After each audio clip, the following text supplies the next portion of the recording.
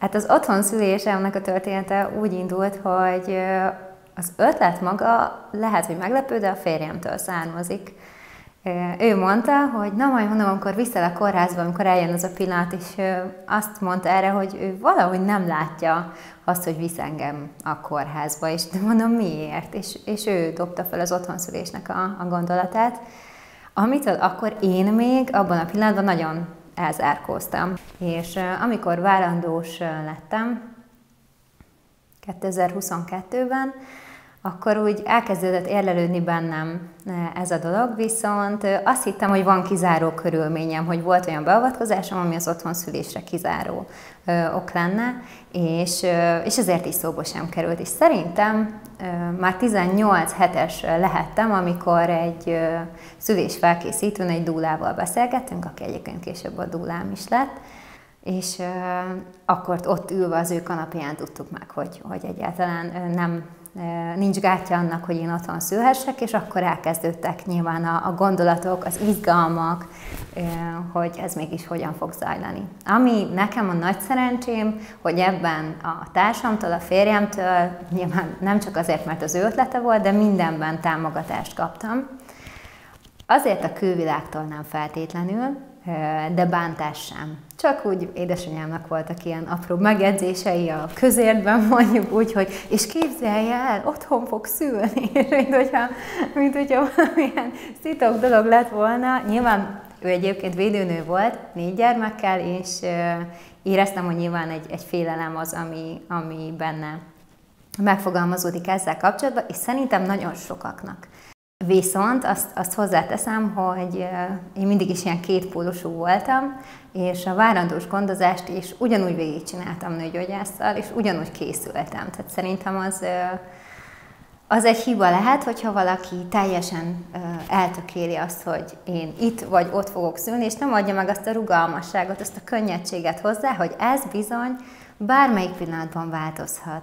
Hiszen, hogyha otthon szülésről is beszélünk, szigorú kritériumai vannak, akár csak egy terminus túllépés is már is nem fog megvalósulni, és ehhez egyszerűen érdemes rugalmasan hozzáállni. És a nőgyógyászomnak is mindig elmondtam, hogy doktor úr, benne van a pakliban, hogy én nekem kórházba kell mennem, mert ott fognak tudni nekem segíteni, és akkor az úgy van jól, és akkor abban a helyzetben érdemes, hogy belesimuljak. Azt gondoltam, hogy én biztos nem fogok úgy szülni olyan filmesen, hogy elfolyik a magzatvíz és beindul minden, de elfolyt a magzatvíz. Tehát egy szép folyamatra számítottam, amikor eljött a nap, ez egy pénteki nap volt, 39. hetet töltöttem azon a napon éppen, és nálunk a családban, felmenő ágakon mindenki később született, és volt bennem egy olyan vágy, hogy az én kisfiam, foglalkozom asztrológiával, legyen pika, jó, 21-re vagyok kiírva, az már úgy beletolódhat, jó, azt még várjuk meg, stb. Na, ő nem. Ő 39. héten berobbant, igazi kors, és a jellemén is látszódik, tehát egyébként így imádom, ahogy van, és elfolyt a magzatvíz, és felhívtam a bábámat, az volt a szülésemnek az első mozzanata, és mondta, hogy jó, 12 órán belül már kell, hogy induljanak a fájások. 1 óra telhetett el, én meg azt gondoltam, hogy egy jót reggelizem, úristen, szülünk, első gyermekem, milyen izgatott vagyok. És mire a férjem a reggelivel felért a boltból, addigra én már nem kívántam semmit, és bezártam. Tényleg így tudom megfogalmazni, hogy érzékeltem a külvilágnak a mozzanatait folyamatosan, de onnantól kezdve elkezdődött egy ilyen becsukózás bennem, ami nem tudatos volt, hanem egyszerűen így alakult. Dél körül, ugye ez reggel 8-kor történt, dél körül jöttek CTG-t csinálni az egyik bába, és szépen látszódott, hogy igen, zajlanak a folyamatok, pihenjünk, stb. A dúlával kapcsolatban volt kérdés bennünk, hogy szükség van rá, mert azt éreztem, hogy az én férjem a lelkületében elég támasz lesz majd ott a 2 bába mellett, ugye, akiknek kötelezően 2-nek ott kell ilyenkor lennie, de aki otthon szülésre adja a fejét, vagy foglalkozik vele, az ezeket úgy is tudja. És, de volt egy belső megérzésem, hogy jöjjön ő is. Nagyon jól tettem.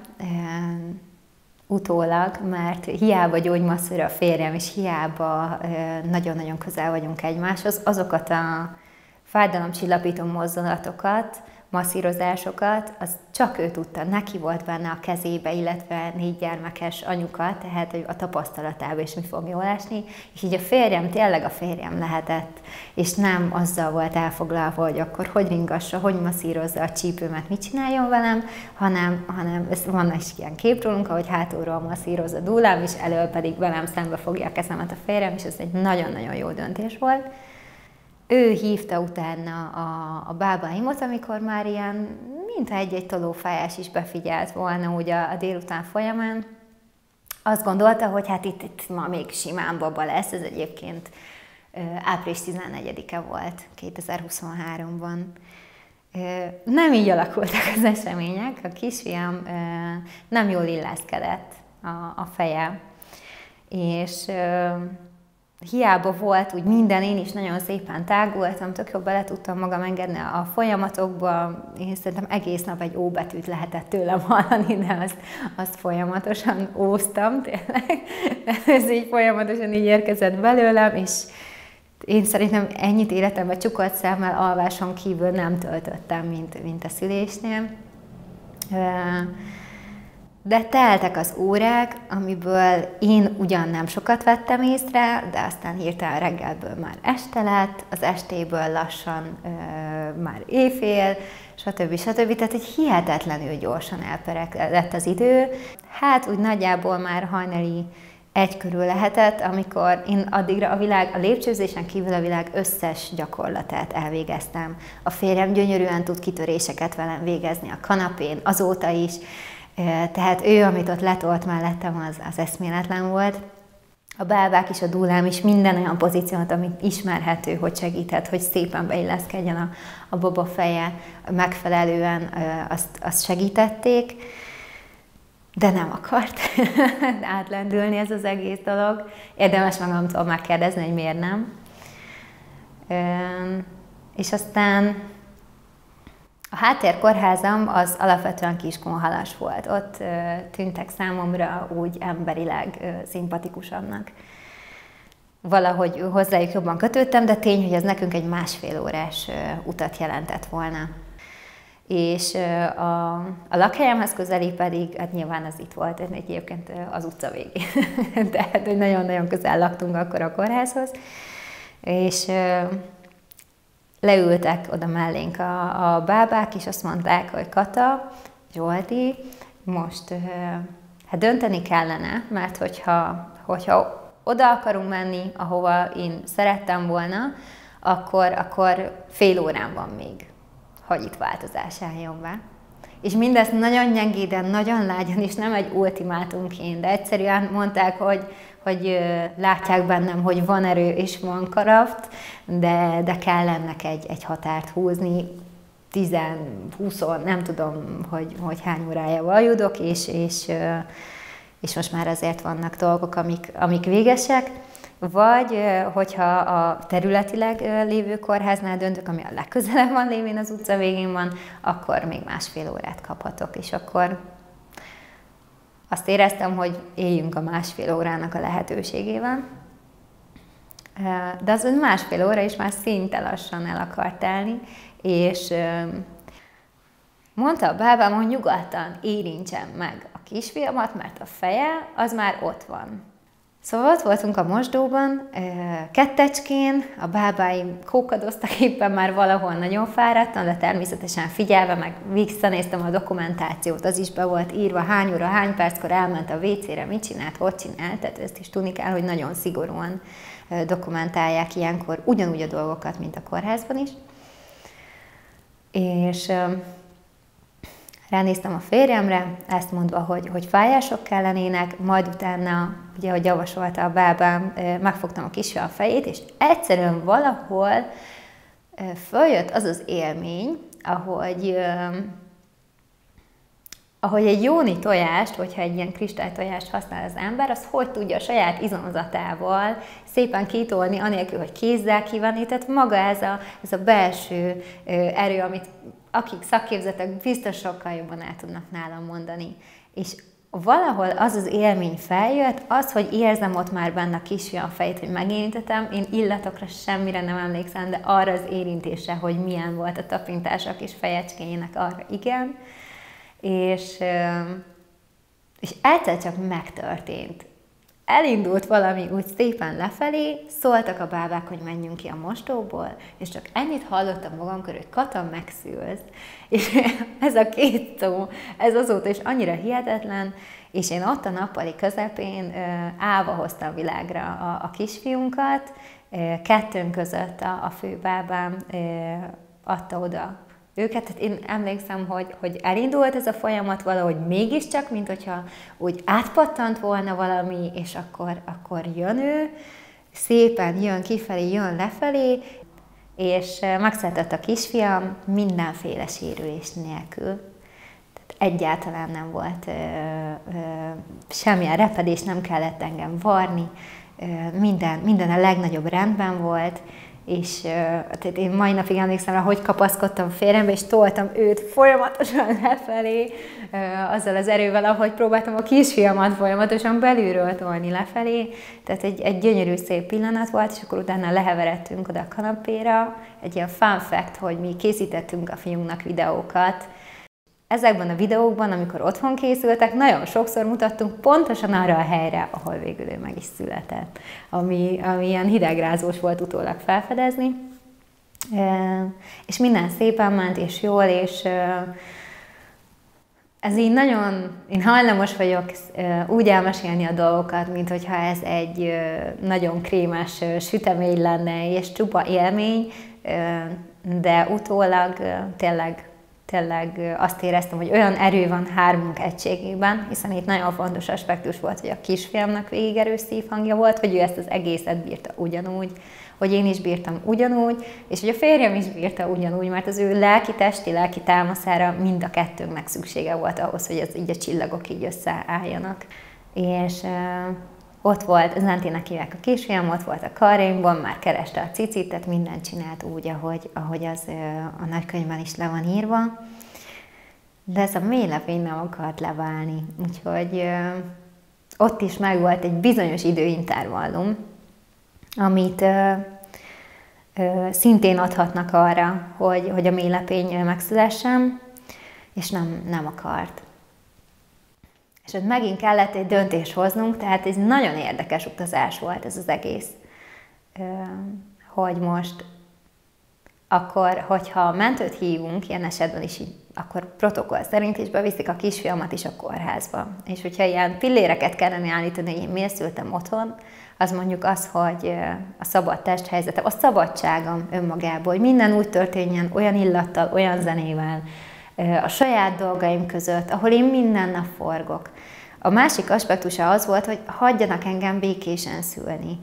Ami azt jelentette, hogy nyilván azért sem lett sérülésem, mert volt arra idő, hogy ez a test, amit én erre az életre kaptam, az szépen nyíljon, és végezze a természet a maga dolgát, mert semmiféle beleavatkozás ebben nem történt, sem fizikálisan, sem medikálisan, sem szóban, lelkileg. Mert szerintem az is tud egy gátló tényező lenni ilyenkor. És a harmadik aspektus az pedig kicsit már a gyermekágy volt, hogy születik egy család. Nem csak egy gyermek, egy család, aminek a része az édesapa is, ugyanúgy. És számomra valahogy elképzelhetetlen volt, hogy megszületik ez a család, és akkor az édesanyja ott van egyedül egy szobában, az újdonsült kis csecsemőjével, akit még egyáltalán nem ismer, és az apukák meg szerintem a tejfakasztó intézménye is azért jöhetett létre, hogy akkor mit kezdjenek igazából magukkal ebben a helyzetben. Tehát nekem ez egy fontos szempont volt, hogy utána így együtt maradhassunk, nem 1 órára, nem fél órára, nem 2-re, ha valahol nagyon kegyesek, hanem így családként. Ehhez arra volt szükség, hogy Zente is otthon maradhasson, hogy csak engem vittek be a kórházba. Akkor a férjem is velem tartott, és a második bábánkkal és a dúlánkkal maradt otthon a kisfiam, amíg én úgymond segítséget kértem, vagy hát segítséget kértek helyettem, és bekerültem a kórházba. És ez a rész is egyébként nagyon-nagyon tanulságos volt. Azt már tudni kell, hogy azért hiába volt ez a belső lelki kitartás, azért a testem fizikailag már nagyon elfáradt eddigre, és természetesen megműtöttek, eltávolították a mélylepényt. Nekem egy stratégiám volt, sejthetitek, hogy amikor ilyen 4-5 órakor otthon szülésből beesik egy nő, akkor nem biztos, hogy te vagy a kedvence az ott lévő szakembereknek, legyen az ápolónő vagy orvos. Én abban a bódult, kissé bódult tudott állapotban én mindenkit megdicsértem, mindenért, mindent megköszöntem. Valahol ez vált a stratégiám, mert hogyha mondom, így látják, hogy így normális vagyok, kedves is vagyok, és még egyébként a papírjaim is trimeszterenként össze vannak rendezve, akkor mondom, csak nem hajítanak ki a csodába. Nyilvánvalóan nem fognak, de én emlékszem, ahogy a műtős orvosnak is megköszöntem, hogy engem ő megmutatott, egy órát kellett várnom rá. Az egy picit méltatlan volt utólag, talán ha a lelkem sérült, akkor az, hogy otthon a bábaim annyira figyeltek rám, annyira szépen és tisztelettel beszéltek hozzám, odaban sem tiszteletlenek voltak, ugyanakkor azt vettem észre, hogy én még csak én be se vagyok takarva, kilóg belőlem egy köldögzsinór, és én földobott lábakkal ott fekszem egy óráig a hidegben. De ezt akkor annyira nem realizáltam, hogy ez nem normális, ami ott éppen történik.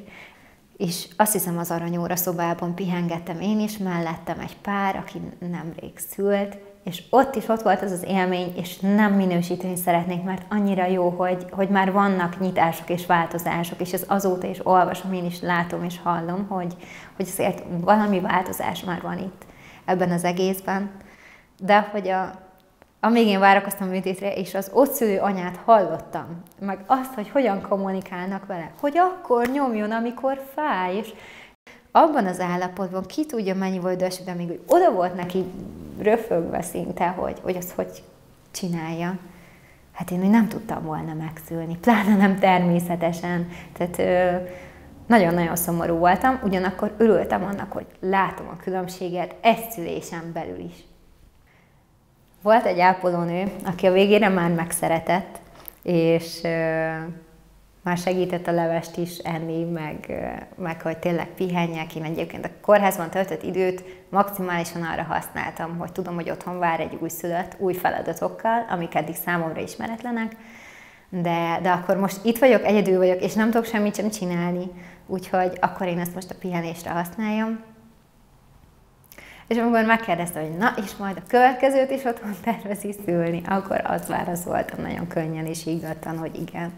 És valóban nem csinálnám vissza, és nem csinálnám másképp. Azt hiszem, hogy az én kisfiam császárral született volna, meg egészen biztosan, hogyha nem otthon születik. Persze soha nem tudhatom, hogy mi a biztos, de feltételezem, hogy ennyi ideje, ennyi lehetősége nem lett volna se neki, se nekem. És délután 3-ra hazamehettem, és újra egy lehetett a családunk. És onnantól kezdve elindult valami egy olyan időszak, ami szép volt, de nagyon kemény volt, nagyon sok, felépített dolognak kellett belőlem szépen lerombolódni és újra rendeződnie, mert szerintem én úgy fogalmaztam meg magamnak, hogy amikor édesanyává válunk, minthogyha újra tanulnánk járni, hogy van az addig életünk, és annak is csomó olyan tényezője, amit amúgy meg viszünk tovább, de már máshogy kell csinálnod. Innentől már ez egy logisztika, egy tervezés, egy teljesen más időszak, ami nagyon szép, de nagyon sok kihívással is jár. Én meg a szülés az egy belépő, az az ajtó. Tehát utána még oly sok minden van. A minap a férjem foglalkozott önismereti beszélgetésképpen egy édesanyával online, és ahogy épp csak egy pillanatig voltam ott, természetesen hagyom őket ilyenkor, meg nem rám tartozik semmi, de ahogy bekapcsolódott a kamera, elsírta magát az anyuka. 2 gyermeke van, 2 pici. Nekem az olyan jól esett, mint édesanyatárs, hogy nem vagyok egyedül, amikor kiborulok. És tudom, hogy nem. De itt is, ahogy megéreztem, hogy nem vagyunk ebben egyedül, és valójában mi vagyunk a teremtők, mi vagyunk az anyaföld, mi hozzuk ide ezeket a gyermekeket, rajtunk keresztül érkeznek meg. Ezt a hatalmat ne akarják már tőlünk elvenni.